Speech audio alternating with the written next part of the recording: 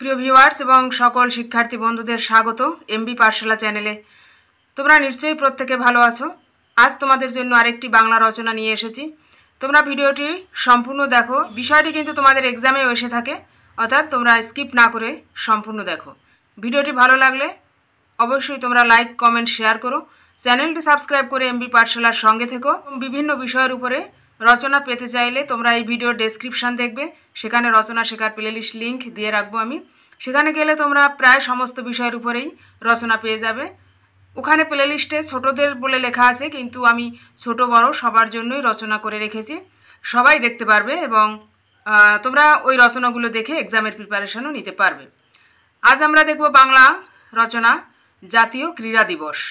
ভূমিকা: বিশ্বের প্রায় প্রতিটি দেশে কোনো বিশেষ বিষয়কে গুরুত্ব প্রদানের জন্য বা সম্মান দেওয়ার জন্য একটি বিশেষ দিন নির্ধারণ করা হয় এবং প্রতি বছর সেই দিনে ওই বিষয়ের তাৎপর্য ও গুরুত্ব নিয়ে আলোচনা সভা সংগঠন অনুষ্ঠিত হয়ে থাকে।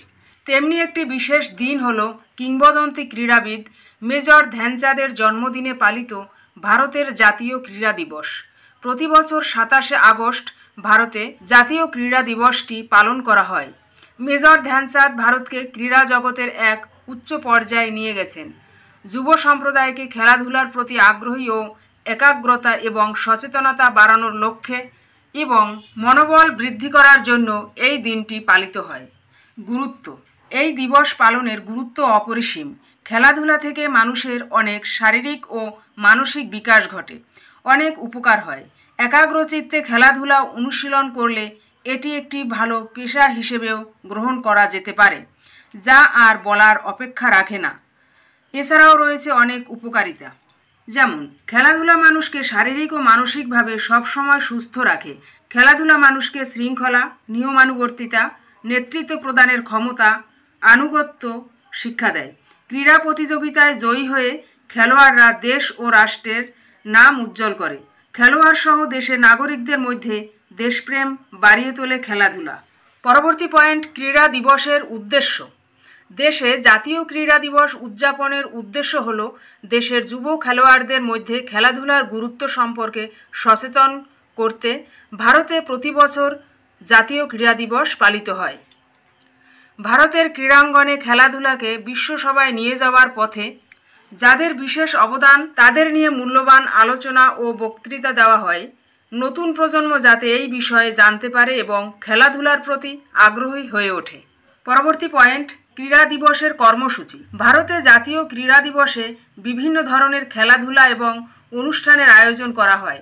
জাতীয় ক্রীড়া দিবসে রাষ্ট্রপতি ভবনে একটি বিশেষ পুরস্কার বিতরণী অনুষ্ঠানের আয়োজন করা হয়। বিজয়ীদের বিভিন্ন পুরস্কারে পুরস্কৃত করা হয়। প্রতি বছর ভারতে জাতীয় ক্রীড়া দিবসে অনেক বিদ্যালয়ে ক্রীড়া প্রতিযোগিতার আয়োজন করা হয়। বিদ্যালয়ে ক্রীড়া প্রতিযোগিতায় উত্তীর্ণ শিক্ষার্থীদের পুরস্কার দেওয়া হয়। উপসংহার: আমাদের দেশে জাতীয় ক্রীড়া দিবস হিসেবে বেছে নেওয়া হয়েছে হকি খেলোয়াড় মেজর ধ্যানচাঁদের জন্মদিনটিকে। তিনি জন্মগ্রহণ করেন 1905 সালের 29শে আগস্ট।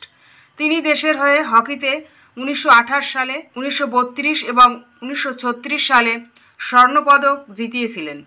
1965 সালে তাকে পদ্মভূষণ পুরস্কারে সম্মানিত করা হয়।